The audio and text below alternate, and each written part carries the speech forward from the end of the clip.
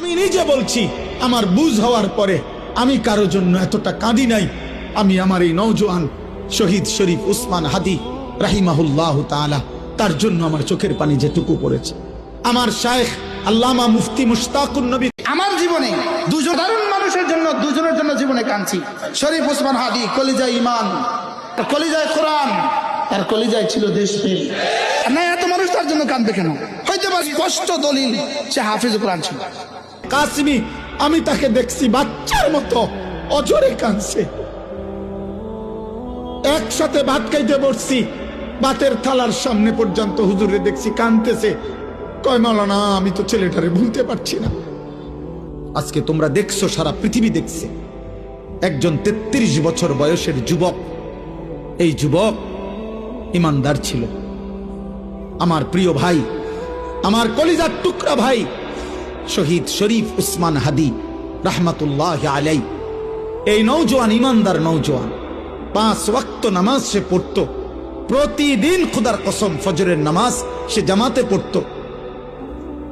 ফজরের জন্য বন্ধুদেরকে ডাকতো।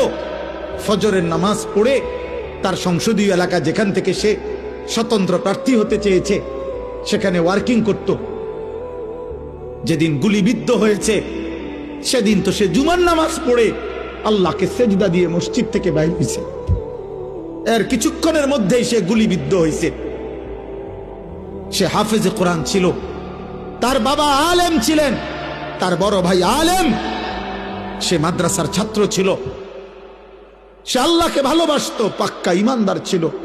তার হৃদয়ের সবটায় দেশপ্রেম, মাতৃভূমির 1 ইঞ্চি জমিন, মাতৃভূমির 1 ইঞ্চি জমিনের আজাদি, স্বাধীনতা, সার্বভৌমত্ব সে দিল থেকে চেয়েছিল। তার বক্তব্য এটাই ছিল যে আমি আমার মাতৃভূমির 1 ইঞ্চি জমিন আমি কাউকে নিতে দেব না, নিতে দেব না। এক যুবক আল্লাহকেও রাজি করেছে, মাতৃভূমির প্রতি ভালোবাসা দেখাইছে। ঈমান এবং দেশপ্রেম, এই 2 জিনিস তার মধ্যে একত্র হওয়াতে, তোমরা ভাই বলো, একটা ছেলে বলো, তোমরাও দেখছো, আমরাও দেখছি, গোটা বাংলাদেশের লক্ষ লক্ষ আলেম, মুফতি, মুহাদ্দিস, পীর, বুজুর্গ, আউলিয়া, ইমাম, খতিব, মুয়াজ্জিন, তালেবে ইলম, হাফেজে কোরআন, বুড়া মানুষ, জওয়ান মানুষ, বাচ্চা মানুষ, আরে বাবা, এই জাতির 18 কোটি মানুষ মনে হয় তার জন্য অঝরে চোখের পানি ফেলছে।